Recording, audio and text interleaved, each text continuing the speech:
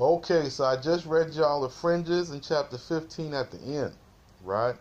So it's supposed to be white and purple, seven tassels on the four corners, right? So I'm not sure if it's three tassels white or three tassels purple, or three tassels white, three tassels blue, three tassels white, or three tassels red, because hyacinth comes in all three colors.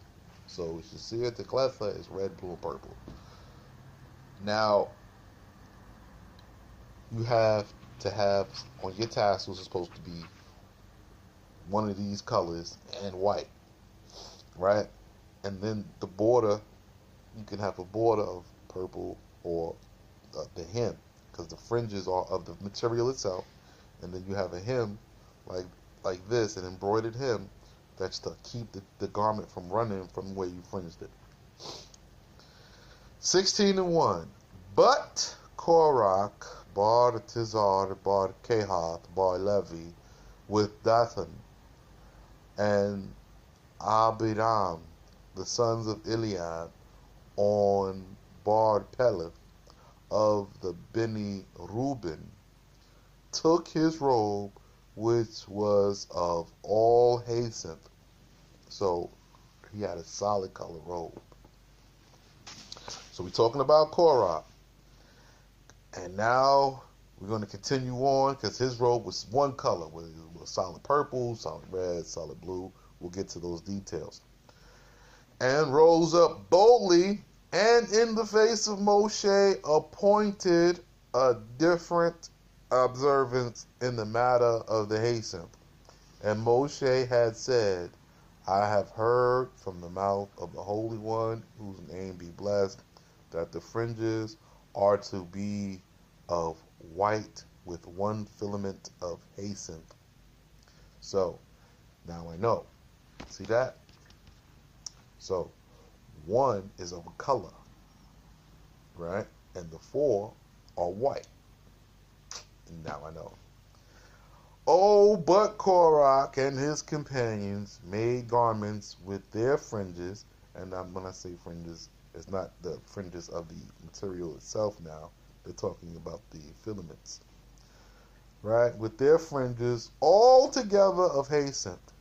His companions all together of jacinth, which Yahweh had not commanded.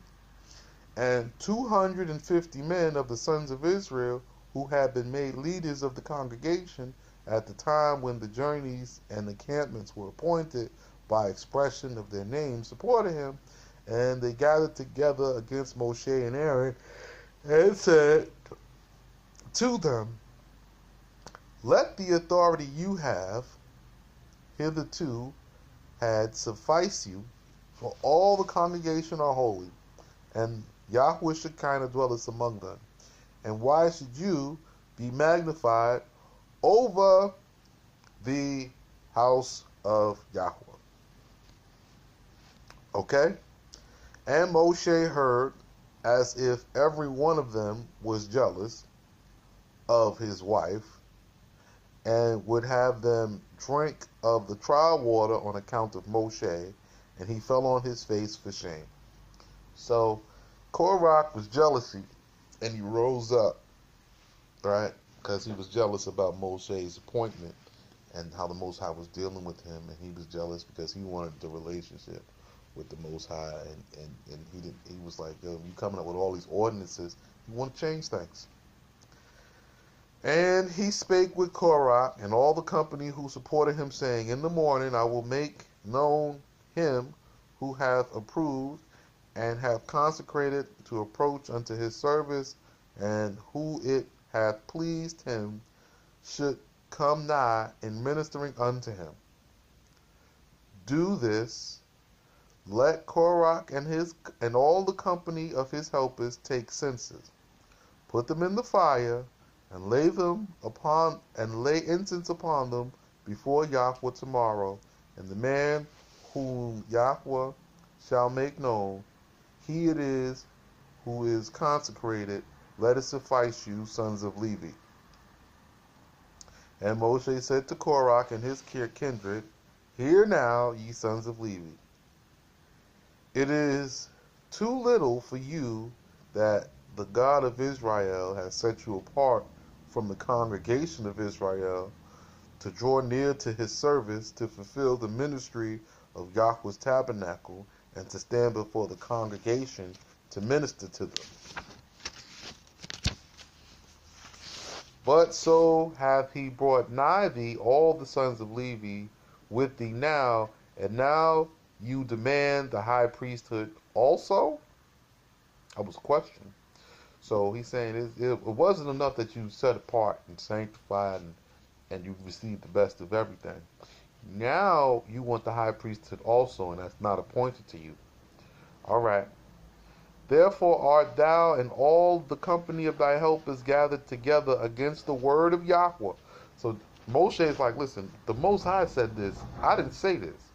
So now are you gathered together against the Most High to raise up your own thing? So you're going to raise up against the Most High and Aaron. What is he that you murmur against him? And Moshe sent men to summon Dathan and Abiram, the sons of Eliab, to the house of the great judgment. But they said, we will not come up. It is a little thing that thou hast brought us up from Mitzrayim, a land that produces milk, a land that produceth milk and honey, to kill us in the wilderness, that ruling thou mayest domineer over us. So now they in utter rebellion. Now they tripping. So he's like, come up to the house of judgment. They're like, no, we not coming. He says, you ain't do nothing but bring us up out of Israel, the land that produces milk and honey. So now Israel is better than where the Most High is taking them, to kill them in the wilderness by ruling over them, by domineering over them.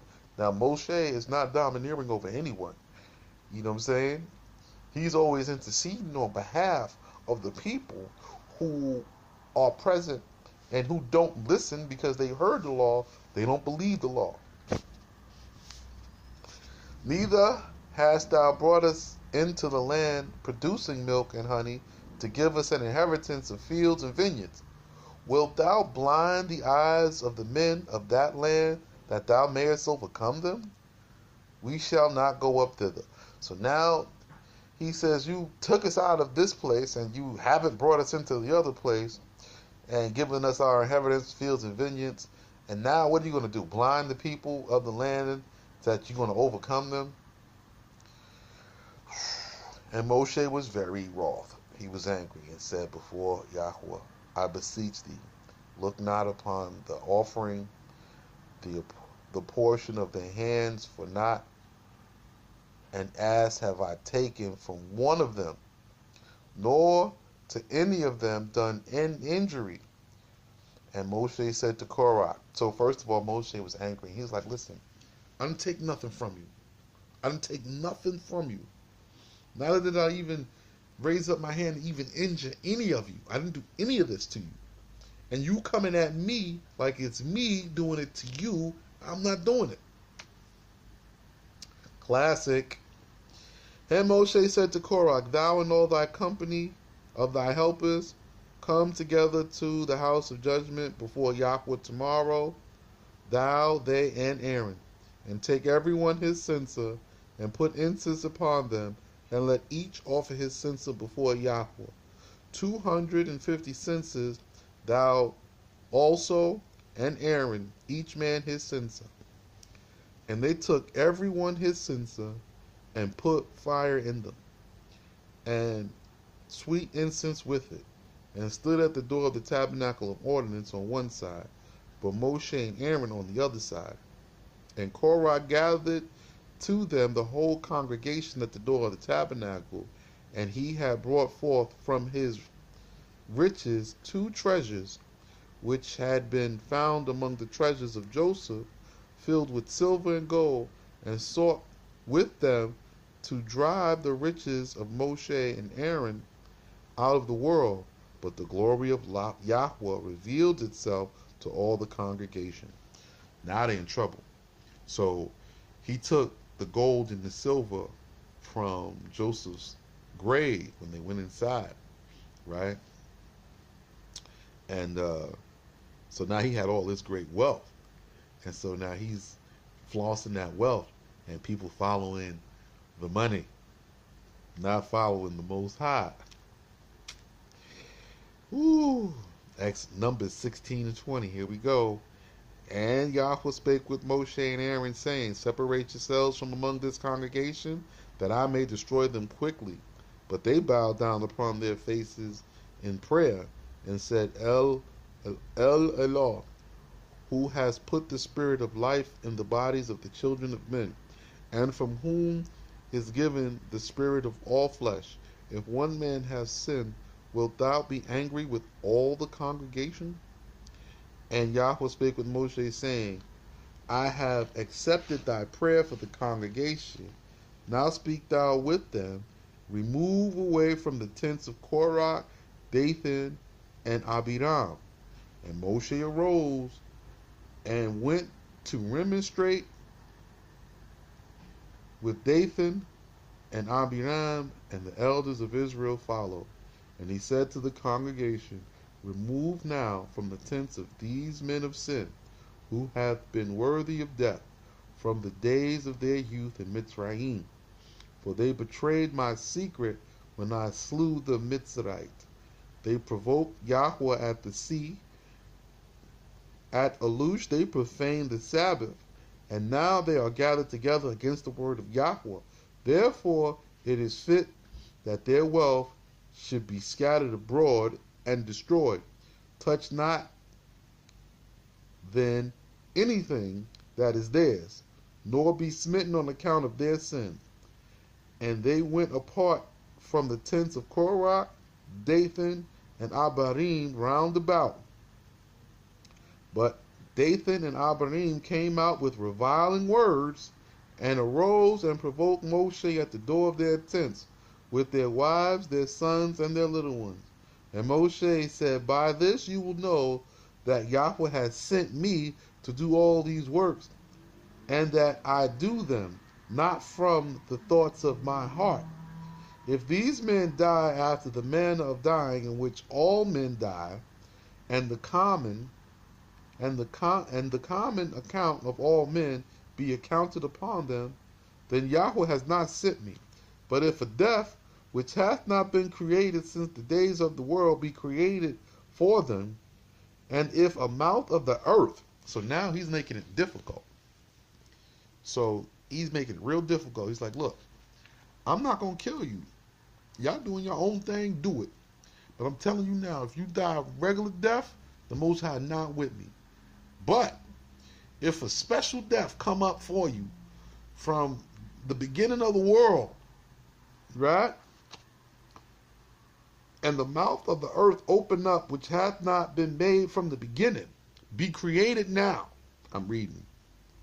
And the earth open her mouth and swallow them, and all they have, and they go down alive into Sheol. You will understand that these men have provoked Yahweh to anger. And it came to pass, when he had finished speaking these words, the earth beneath them clave asunder, and the earth opened her mouth and swallowed them up, and the men of their houses, and all the men who adhered to Korah, and all their substance. And they went down with all they had alive into Sheol, and the earth closed upon them, and they perished from the midst of the congregation. Woo-wee. So he said he wanted this thing to open up. Now this thing is not here. It wasn't there before. They didn't stand on top of a cave. This was new. And then they didn't just go down into a ditch. They went all the way down. It opened up. They went down to Sheol. And then it closed up on top. Finished. It was as if they had not even existed. And they went down alive.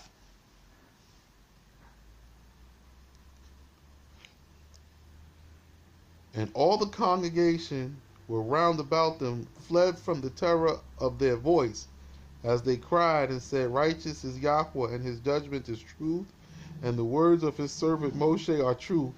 But we are wicked, who hath rebelled against him.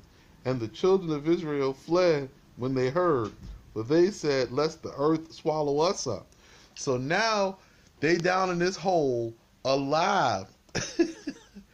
And the people hear them yelling from up out this hole. And it was like, hey, hey, hey, wait, let's get out of here before it swallows us up.